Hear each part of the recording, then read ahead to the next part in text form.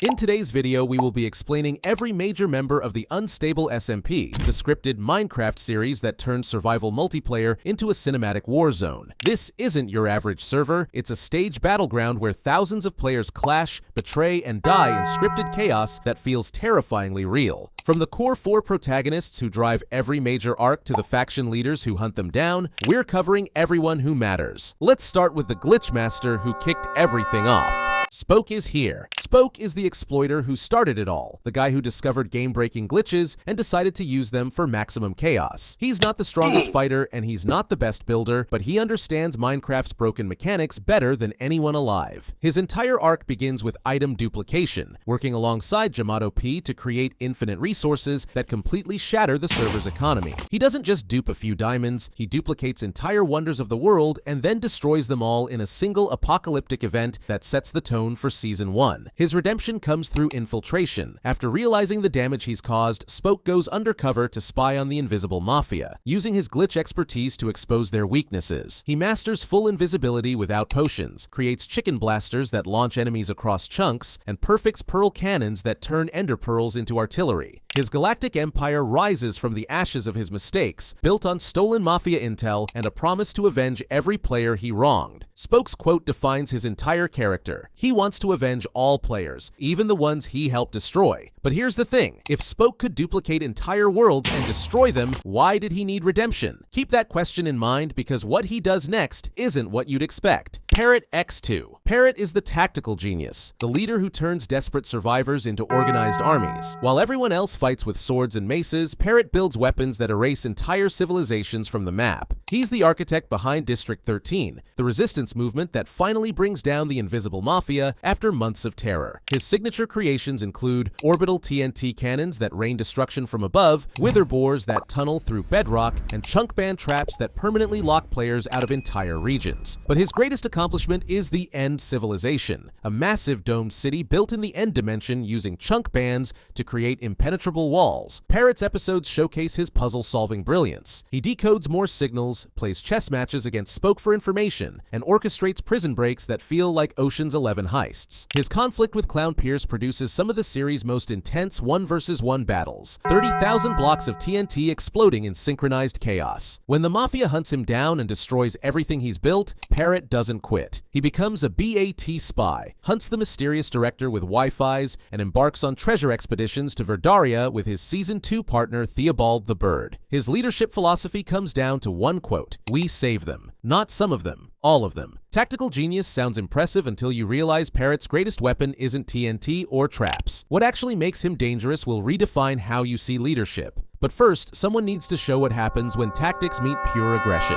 Wemu. Wemu is pure aggression wrapped in tactical genius, a builder who creates empires just so he can defend them in spectacular fashion. He's the guy who turns every fight into a title match and every defeat into motivation for revenge. His story starts as a spy watching Spoke's early exploits, witnessing the server's descent into chaos firsthand. He builds Wemu civilization alongside his loyal ally Eggchan, constructing obsidian megastructures protected by over 100 orbital cannons scattered across dimensions. His PvP style revolves around maces enhanced with density and breach enchantments, using windburst launches to close distance instantly. The Farlands quest showcases his dedication. He travels millions of blocks to the world's edge, gathering materials for weapons that shouldn't exist. His fake death as the Invisible Knight becomes legendary. After losing a brutal duel to flame frags, Wemu stages his own death and goes into hiding, letting the server believe he's permanently gone. The law eventually captures and imprisons him, but even behind bars, his reputation grows. His taunts during combat aren't just trash talk, they're psychological warfare designed to make opponents overcommit. When Wemu monologues about orbital strike cannons before firing them, it's not ego, it's calculated intimidation. His rivalry with Flame Frags defines both characters, two unstoppable forces colliding repeatedly until the server itself can barely contain their fights. 100 orbital cannons should make you unstoppable. So why did Wemu fake his own death? The answer involves his greatest rival, and their conflict reveals something darker about the server itself.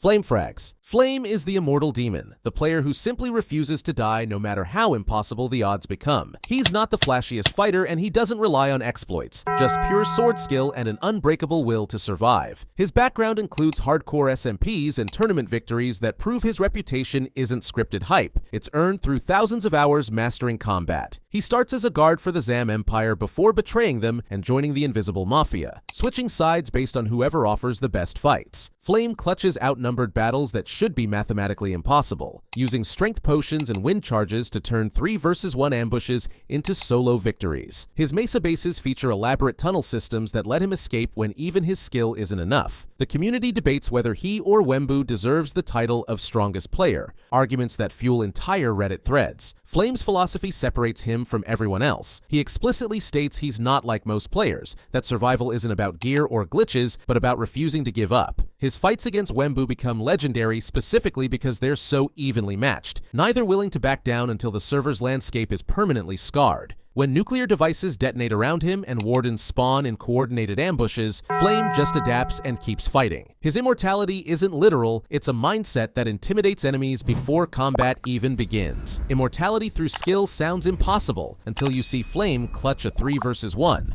But immortality attracts something worse than enemies. It attracts someone who knows exactly how to make heroes into villains. Wifi's is the plot twist nobody saw coming. The ally who becomes the ultimate betrayer in the series' most shocking reveal. For most of Season 1, he appears as a loyal friend to Parrot, helping with rescues and supporting the resistance. The director arc exposes everything. Wifi's is secretly the director, a mysterious figure orchestrating events from the shadows and manipulating both sides of every conflict. His betrayal devastates Parrot specifically because their friendship seemed genuine, built on dozens of episodes where Wifi's provided critical support during impossible situations. The reveal recontextualizes entire story arcs. Moments where Wifi's conveniently arrived to help were actually him controlling both the danger and the rescue, maintaining his cover while advancing hidden agendas. His technical knowledge rivals Spoke's, suggesting he understood exploits and mechanics long before anyone realized. The Verdaria treasure hunt with Parrot and Theobald the bird takes on darker implications, knowing Wifi's might be steering them toward predetermined outcomes. Community theories explode after the reveal, analyzing every past episode for missed clues and debating whether Wifi's will return as an antagonist or seek redemption. His character proves that in Unstable universe, trust is the most dangerous resource and betrayal cuts deeper than any sword.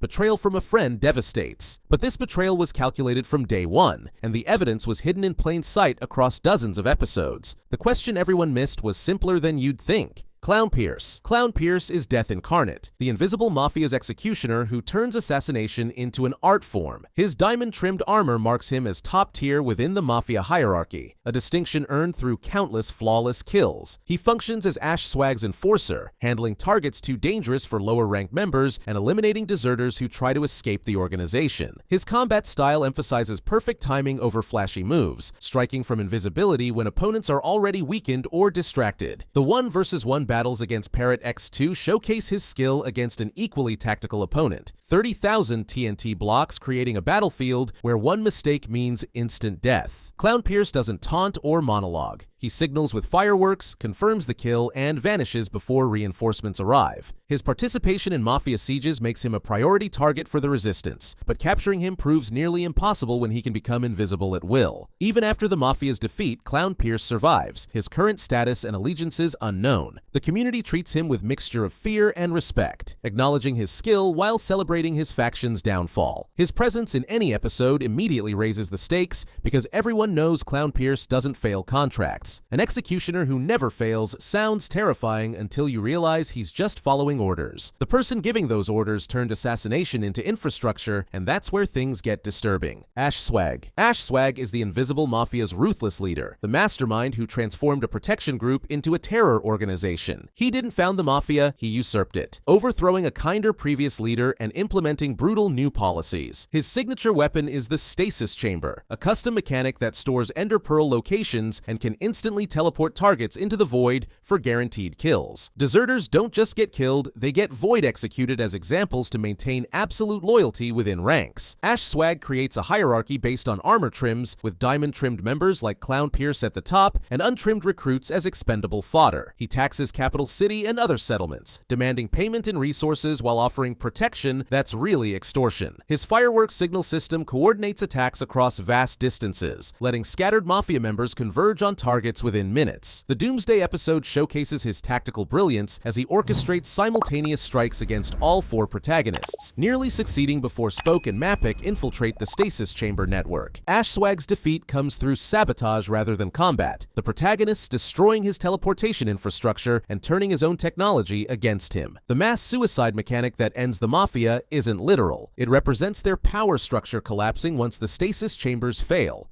Swag survives, but his organization is shattered, their tomb now guarded to prevent resurrection attempts. Stasis chambers that teleport people into the void should make you unbeatable. So why did the Mafia fall? Because while Swag built his empire on fear, someone else was building something deadlier on promises. Prince Zam built an empire through conquest and maintained it through vault-based economics, creating the Zam Empire that dominated the server before the Core 4 brought it down. His civilization represented order in a chaotic world, but that order came at the cost of freedom. Wemu and Frags both served as guards before betraying him, their insider knowledge making them particularly dangerous enemies during the eventual war. Zam's vaults store unimaginable wealth, attracting raiders who see them as the ultimate heist targets. His downfall comes not through military defeat, but through internal betrayal and external pressure combining to break his control. After the empire collapses, Zam ends up imprisoned, his status shifting from ruler to captive while his former guards become legends. The community debates whether Zam was a tyrant or a necessary stabilizing force, arguments that reflect broader themes about governance in anarchic multiplayer environments. His character proves that building empires in unstable universe is temporary, that every kingdom falls and every ruler eventually loses everything. The wars against his empire provide some of Season 1's most intense episodes, massive battles that permanently reshape the server's political landscape.